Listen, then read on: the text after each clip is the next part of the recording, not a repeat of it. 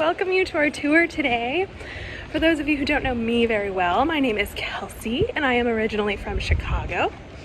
And my husband and I moved to Valencia, Spain last February. We're loving it, it's beautiful, and I have been taking quite a few trips lately, so this is one of the beautiful places that I am so excited to bring you to. So let's go ahead and get started. Welcome to Austria, everyone.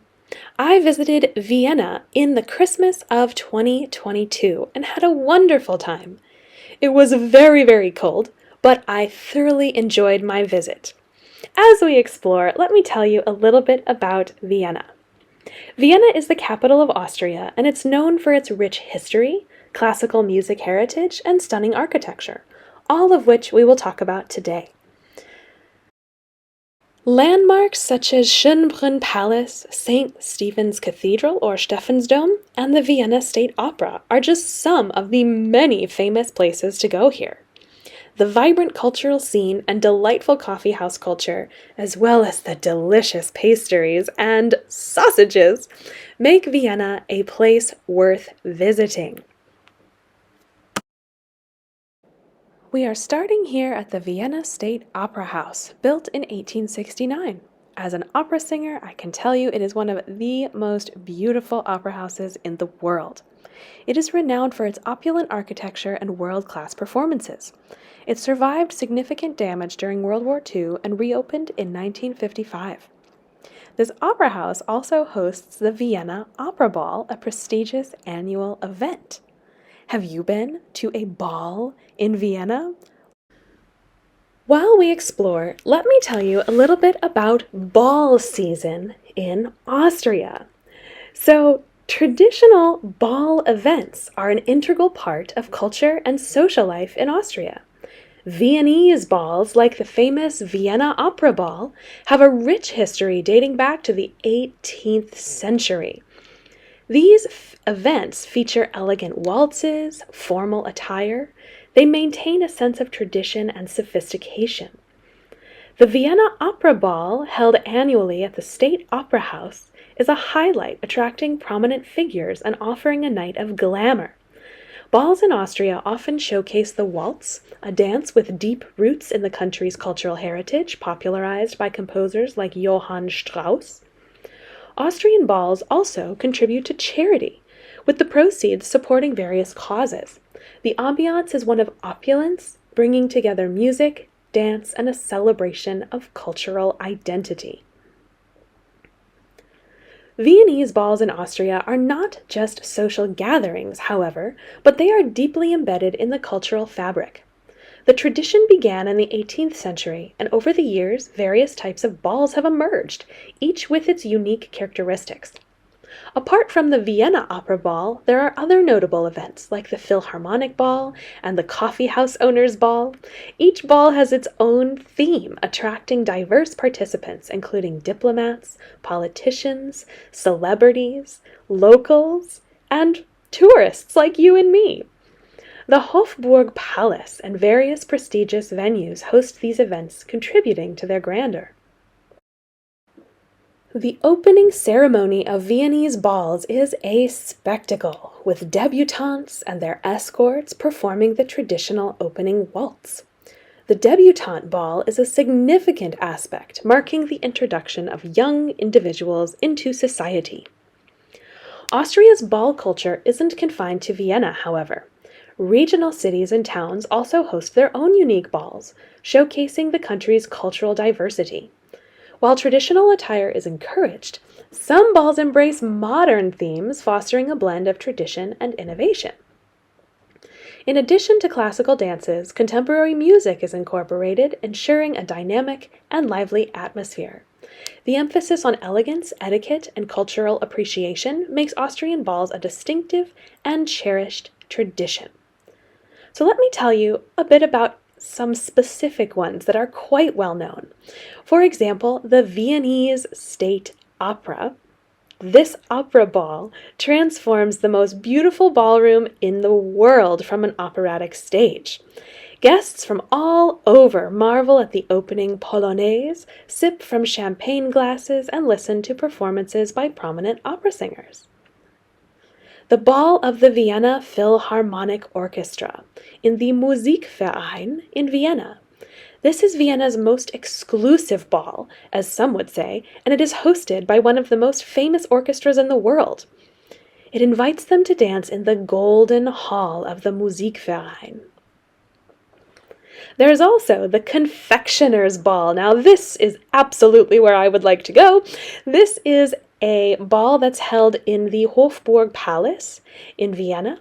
It is a Viennese ball highlight, not just for those with a sweet tooth, though. But the city's bakers and confectioners invite you to dance in the imperial ambiance of the Hofburg. And this is an event in itself, the Tombola, where you can win 3,000 handmade cakes.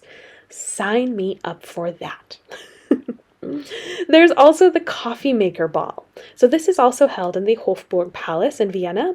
It is a classic ball, but not only among coffee lovers.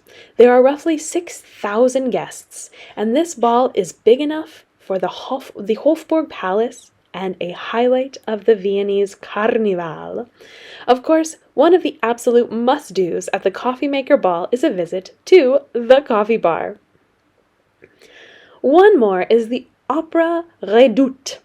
This is in the Opera House in Graz, where big robes, festive ambiance, amazing scenes.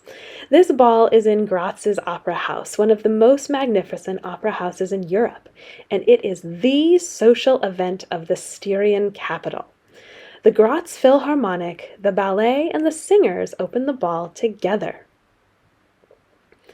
A special ball that is very close to my heart is the Edelweiss Ball.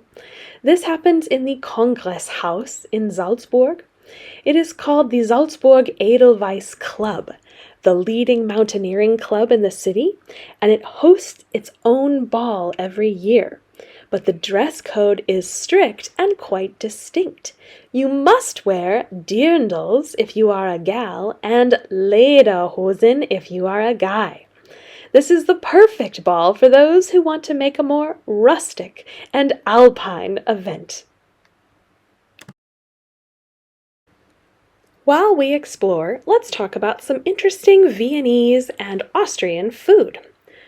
There's Viennese Apfelstrudel, which is Austria's national food, Wiener Schnitzel, which is a fried delight, Vienna sausage, which is Austrian authenticity at its best, Knödel, which is a flavorful dumping, Tafelspitz, which is boiled beef, Tiroler Grüstel, which is inspired by tradition, Käsespätzle, which is a cheesy delight, potato goulash, a tasty treat, Kaiserschmarren, for a flavorful palate, Buchteln, an ecstatic dessert, and Sachertorte, a sweet retreat, very popular around dessert shops. Let's talk about some of them in a little more detail. Wiener Schnitzel, which translates to Viennese cutlet in German, is one of Austria's most important national dishes. In fact, it is so synonymous with the country that its name is protected by law. It can only be called Wiener Schnitzel when made with veal. To create it, thin cutlets of meat are lightly coated in breadcrumbs and deep fried in butter or lard until golden brown. These are then served with a wedge of lemon and a side of potato salad, cucumber salad, or French fries. A beloved favorite among locals and expats alike, Wiener Schnitzel can be found everywhere from street food stalls to high-end restaurants across Austria. You can also find other meats, like chicken and pork. Wiener Würstchen. Has anyone had Wiener Würstchen? It's delicious, simple to make, yet bursting with flavor. This iconic Viennese sausage is an essential part of Austrian cuisine. Wiener Würstchen is a traditionally made type of pork and beef sausage encased in sheep's intestine. These thin parboiled sausages are actually a variation of the traditional German Frankfurter Würstchen, or Frankfurter sausages.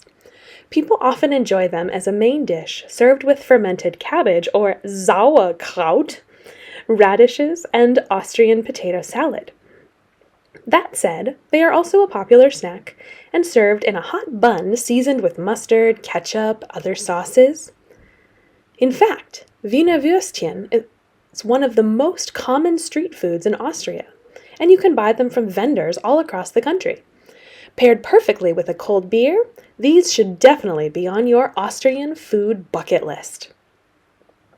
One of my favorites is Spätzle or Käsespätzle, cheesy Spätzle. Comfort food doesn't get much better than Käsespätzle, which is Austria's answer to macaroni and cheese. You guessed it! Perfect for chilly winter days. This hearty dish consists of chewy egg noodles, which are called Spätzle, in creamy Emmentaler cheese, topped with butter, caramelized onions. Oh, it's delicious. Käsespätzle is actually a specialty dish of the Swabian region in Germany. However, many variations exist throughout neighboring countries. In Austria, people serve it as either a side or a main dish, often enjoying it in the country's alpine huts. Great for sharing, this easy-to-make dish remains one of the most popular Austrian foods among locals and expats alike. There is also Apfelstrudel. Our list of top Austrian foods wouldn't be complete without Viennese Apfelstrudel. This beloved apple dessert consists of apples, raisins, sugar, cinnamon, encased in a thin sheet of dough. Oh, yummy. Despite its delicate appearance, it is surprisingly easy to make. That said, it takes time and patience to get the paper-thin dough just right and the raisins adequately soaked in rum. In fact, the hardest part is getting the dough thin enough to almost see through it without tearing it. Although Viennese Apfelstrudel is a heavenly dessert in its own right, it is best enjoyed topped with whipped cream, vanilla sauce, or a scoop of vanilla ice cream. Ugh, are you hungry yet? Okay, last one. Sachertorte. This one is especially famous in Vienna. This rich, dense chocolate cake was supposedly invented in Vienna in 1832 at the request of Prince Clemens Wenzel von Metternich. He tasked his kitchen staff to concoct an extraordinary dessert to impress his special guests. However, when the head chef fell ill, a 16-year-old apprentice called Franz Sacher stepped up to the plate and created this scrumptious cake. To this day, Sachertorte is considered to be one of the most famous cakes in the world, and for good reason. Crammed with chocolatey goodness, it consists of 2 thick layers of chocolate sponge cake, separated by a thin layer of apricot jam. To top it off, this cake is coated in dark chocolate icing. The delicious dessert is traditionally served with unsweetened whipped cream and often comes with a dark chocolate medallion on top. How delicious is that? So which one would you eat? Let me know in the comments below.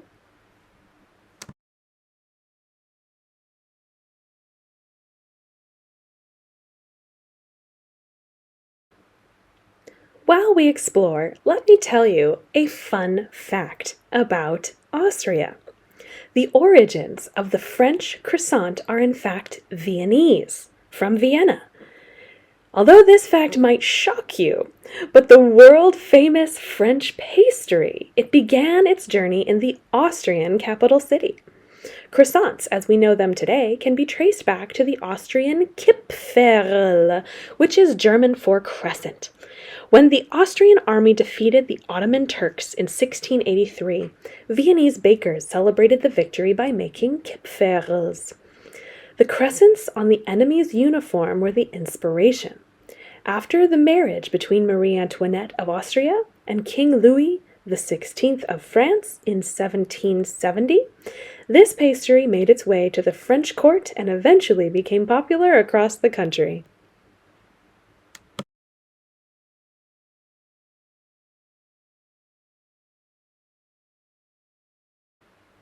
While we walk, let me tell you a little bit about the coffee culture in Austria.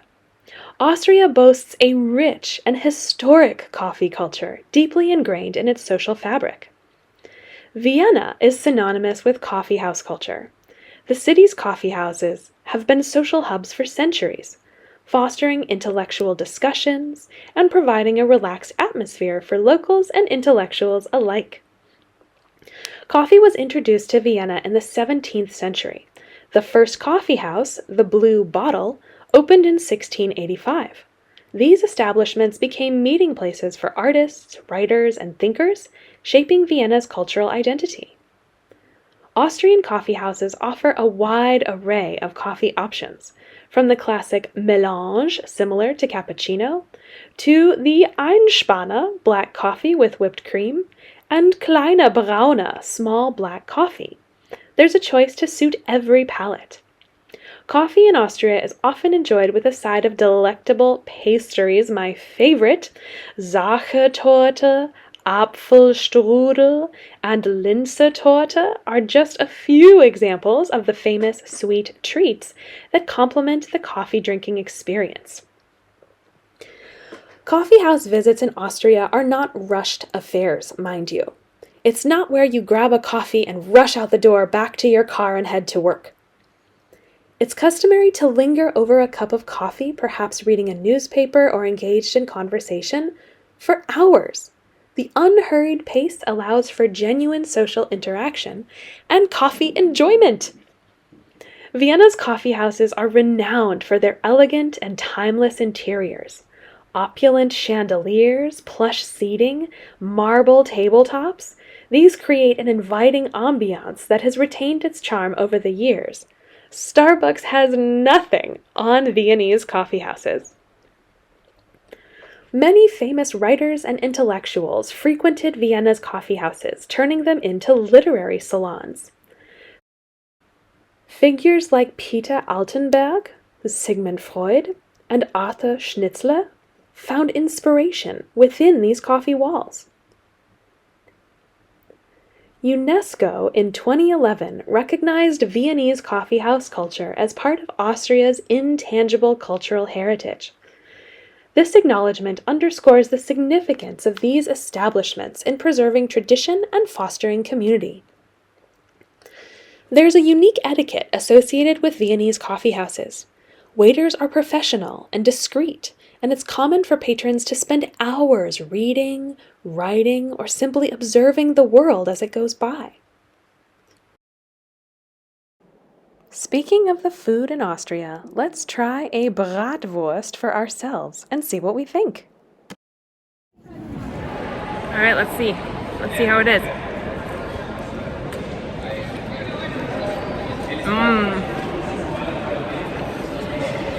Oh, that was super good. Big fan. Big fan. It's so sausagey. It smells delicious. The pickles are excellent. They're kind of sweet pickles, and the onions are those deep fried, salty, crunchy yummies. And not too bad of scenery either.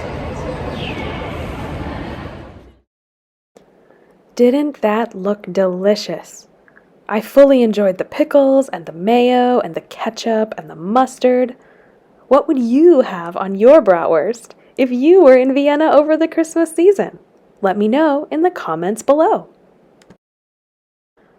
While eating this delicious bratwurst, we are sitting in the Habsburgs' imperial residence entrance. This is the Hofburg Palace. It served as the Habsburgs' principal winter residence for over 600 years. Notable sections include the imperial apartments, the Silver Collection, the Sisi Museum dedicated to Empress Elizabeth. The Hofburg remains a symbol of Austria's imperial history and architectural legacy. While we look around, let me tell you about St. Stephen's Cathedral, or Stephansdom. This magnificent Gothic masterpiece located in the heart of Vienna, Austria's capital. Construction of Stephansdom began in the 12th century, and the cathedral has been witness to centuries of Austrian history. It stands on the ruins of two earlier churches. The cathedral's stunning Gothic architecture features intricate details, including pointed arches, gargoyles, a uniquely patterned multicolored tile roof. The south tower, known as Steffel, is an iconic element of the Viennese skyline. Stephansdom is the mother church of the Roman Catholic Archdiocese of Vienna. It has played a central role in the religious and ceremonial life in the city, hosting events like imperial weddings and funerals. The cathedral also houses the Pommerin, a colossal bell that ranks among the largest in Europe. Cast from melted down cannons in 1711, it weighs over 20 tons and rings during special occasions or festivities. Beneath Stephansdom lies a network of catacombs and crypts. The catacombs contain the tombs of various notable figures, while the crypts house the remains of Habsburg rulers, including Emperor Frederick III. That being said, Stephansdom has strong ties to the Habsburg dynasty, symbolizing the double-headed eagle found on the tile roof. The cathedral's history intertwines with that of the Habsburgs, the ruling family of the Holy Roman Empire for centuries. Climbing the 343 steps to the top of the South Tower offers panoramic views while you are huffing and puffing. The ascent provides a close-up look at intricate architecture and a rewarding view of the cityscape. Over the years, Stephansdom has undergone various renovations and restorations, particularly after sustaining damage after World War II. These efforts have preserved its historical grandeur. Stephansdom stands as a symbol of Vienna's rich history and architectural prowess. There's often a Christmas market held outside during the holiday season as well.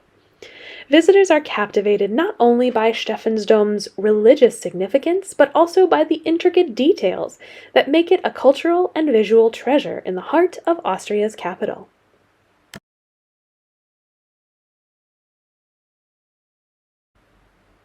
Some fun facts for you about Austria as we explore. Aside from Germany, Austria is one of the only countries where German is spoken, and the only country where German is the official language. Austria's slopes are famous for their powdery snow. Winter sports like skiing and snowboarding are popular. The name Austria, or Österreich in German, is derived from the Germanic word Austro, which means east. The Austrian flag is one of the oldest national flags in the world. It dates back to 1191. The sewing machine was invented by an Austrian, Josef Madersperger. Approximately 1/4 of the population of Austria lives in Vienna, the capital. Vienna has the oldest zoo in the world, which was founded in 1752. Austria is known for its mountain railways and trains, such as the Gisela-Bahn. Ferdinand Porsche, the founder of the German sports car company Porsche, was from Austria. The former Hollywood actor Arnold Schwarzenegger grew up in Austria. 62% of Austria is covered by the Austrian Alps, and the first postcards were used in Austria. Austria has 13 mountain peaks with a height of 3,000 meters and 34 mountain peaks that exceed 2,000 meters. The Tyrolean city Innsbruck has hosted the Winter Olympics twice, once in 1964 and again in 1976. In the 19th century, Austria was one of the most powerful countries in the world. Back then, the total area was almost 700,000 square kilometers. The best preserved Stone Age man in the world was found in the Ötz Valley in Tyrol. His name is Ötzi, and he died around 5,300 years ago. Austrian Bertha von Suttner was the first woman to ever win the Nobel Peace Prize in 1905. In Austria, it's considered bad luck if you share a toast and don't maintain eye contact with the other person. The Austrian National Library in Vienna is home to more than 2 million books and is one of the world's major libraries. Austria is always among the countries with the highest standard of living in the world. Freedom of religion is important in Austria, and every child over the age of 14 can decide their preferred religion on their own. The former summer palace of the Habsburgs, Schönbrunn Palace, has more than 1,440 rooms. The average life expectancy in Austria is 81 years, and Austria is the birthplace of some of the world's most famous artists. For example, Gustav Klimt.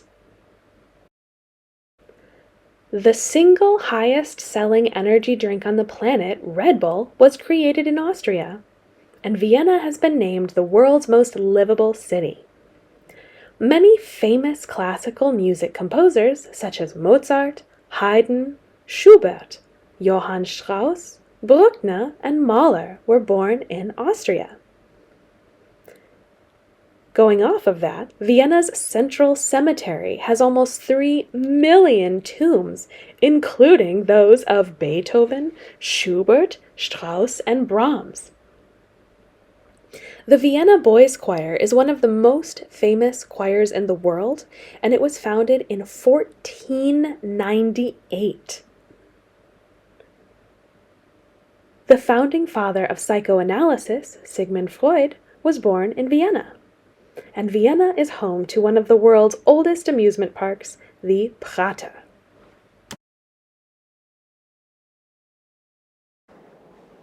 This is the Belvedere. It is a historic complex in Vienna consisting of 2 Baroque palaces, the Upper and the Lower Belvedere. Built in the 18th century, it's renowned for its stunning architecture, extensive art collections, and beautiful gardens. The Upper Belvedere houses masterpieces including Gustav Klimt's The Kiss. The Lower Belvedere often hosts temporary exhibitions, but the best part is that there is a beautiful Christmas market right on the outside. Let's explore and see what we can find. While we walk, let me tell you a little bit about the Austrian flag. It consists of 3 horizontal stripes of red and white, with red on the top and the bottom and the white stripe in the middle. It dates back to the 13th century, and it is one of the world's oldest national flags.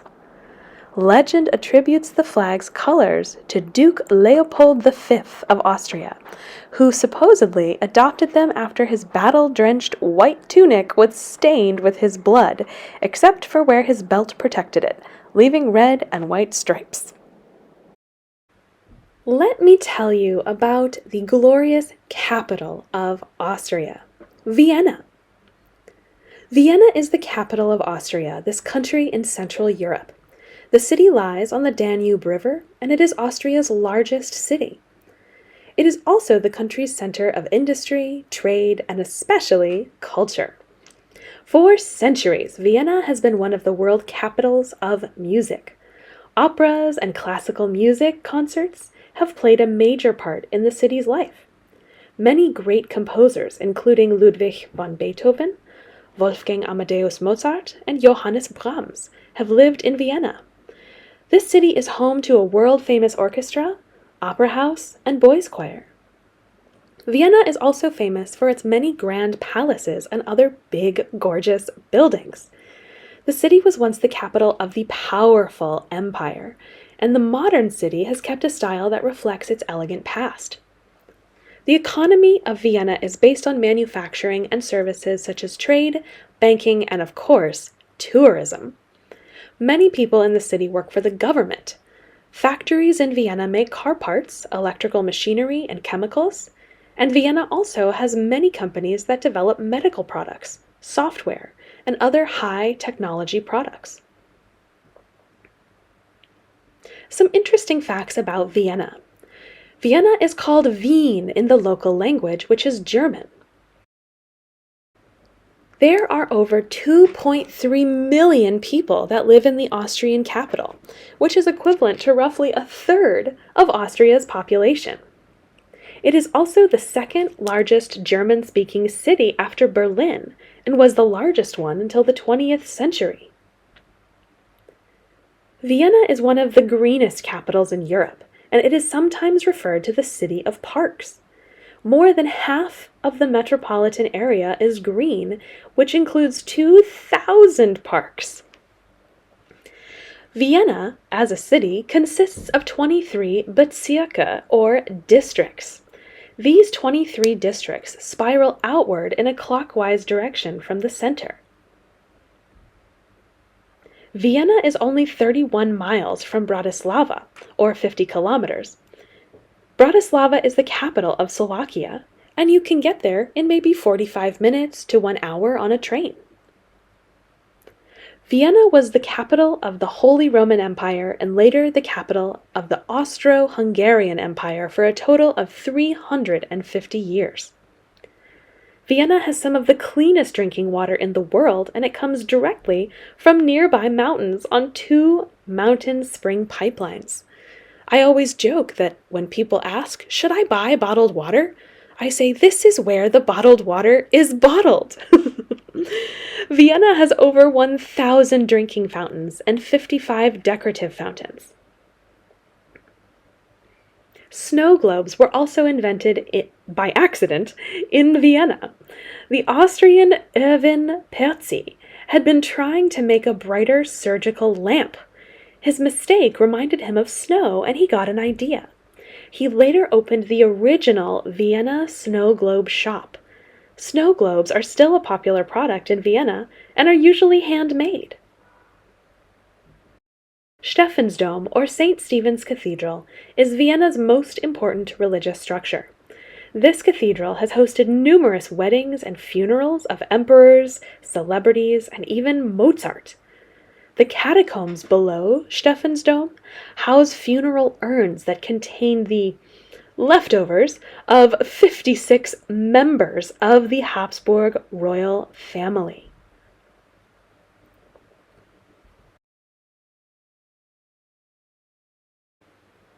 Some info for you while we explore about how people celebrate the holidays, specifically Christmas, in places like Germany and Austria.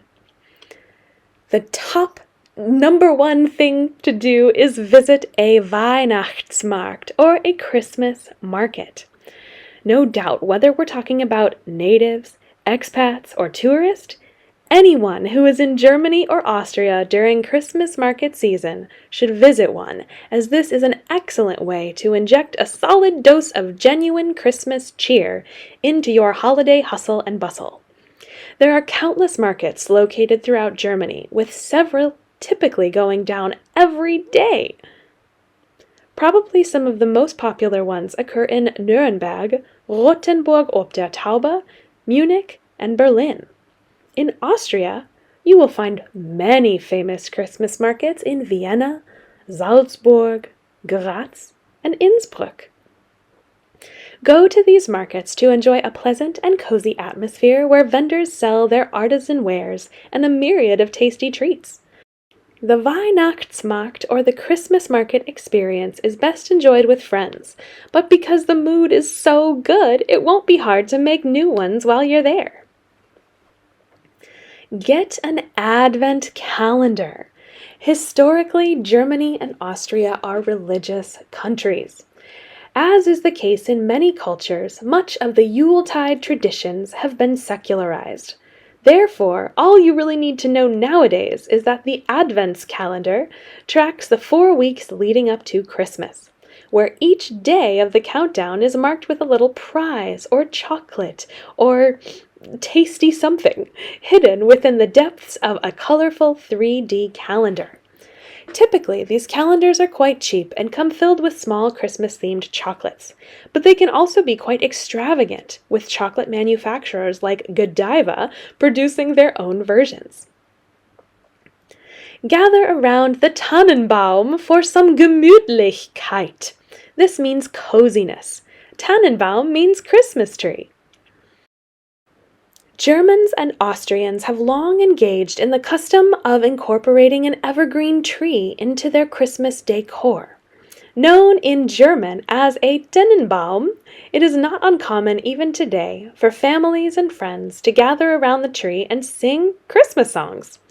This is a fantastic way to conjure feelings of Gemütlichkeit, this distinct German word that roughly translates to a state of coziness and good cheer, quite similar to the Danish term Hygge.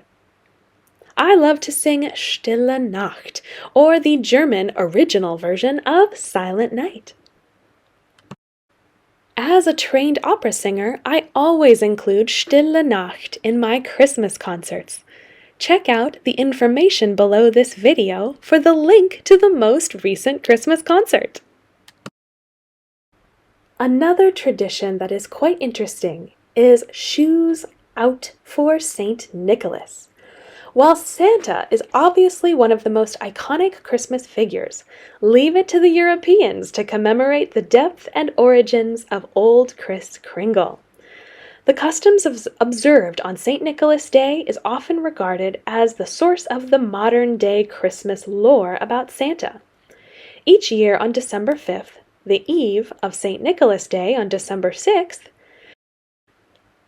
children leave their shoes outside of their bedroom doors in hopes that St. Nick will visit and leave the shoes filled with treats. Only those children who were nice all year around are lucky enough to have this fortune. Starting to sound familiar?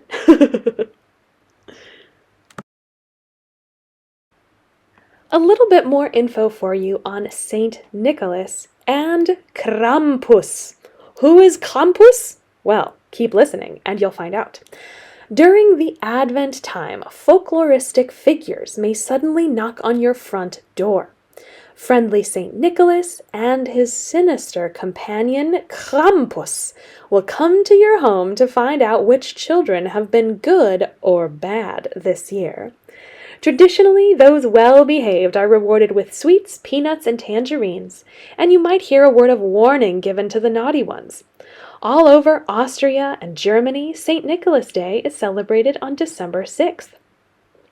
Kids eagerly await the much-feared Krampus Day, which is on December 5th, the day before St. Nicholas Day, when people dress up in scary costumes, picture Halloween but the adult version, made of sheepskin.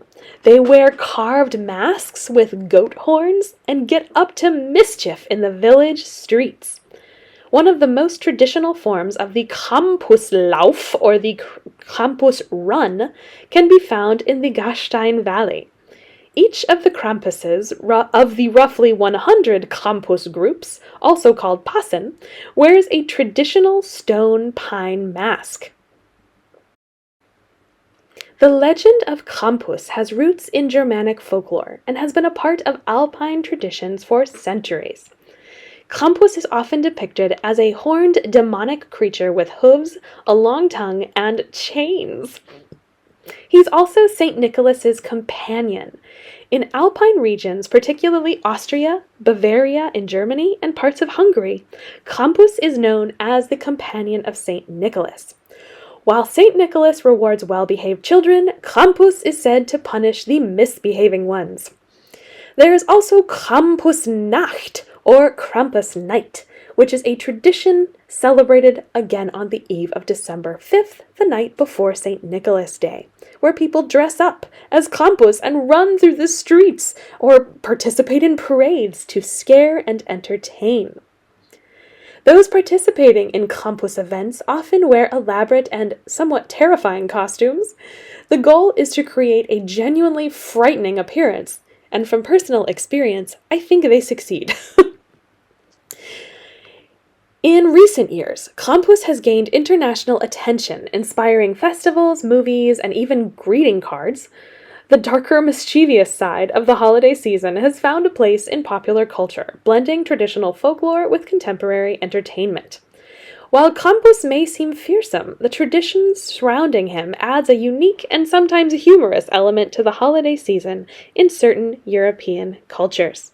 After speaking with locals, they have said that even as children, they are not quite scared of Krampus, but it is more for the humorous effect to bring even more joy to the holiday season.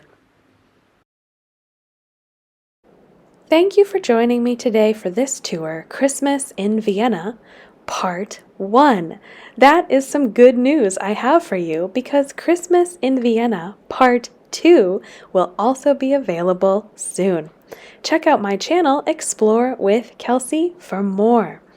Today we saw the Austrian Christmas markets, we explored beautiful churches, talked about Stephan's Dome, indulged on bratwurst, and talked about Austrian balls. Thank you so much for joining me today here in Austria, and I look forward to seeing you at the next tour. Thank you all so much for coming. Thank you for your donations, for your tips, for your PayPals. And as always, thank you for being a part of my traveling family. I look forward to seeing you soon. Bye, everyone. Don't forget to follow and like this video for more with me, Explore with Kelsey.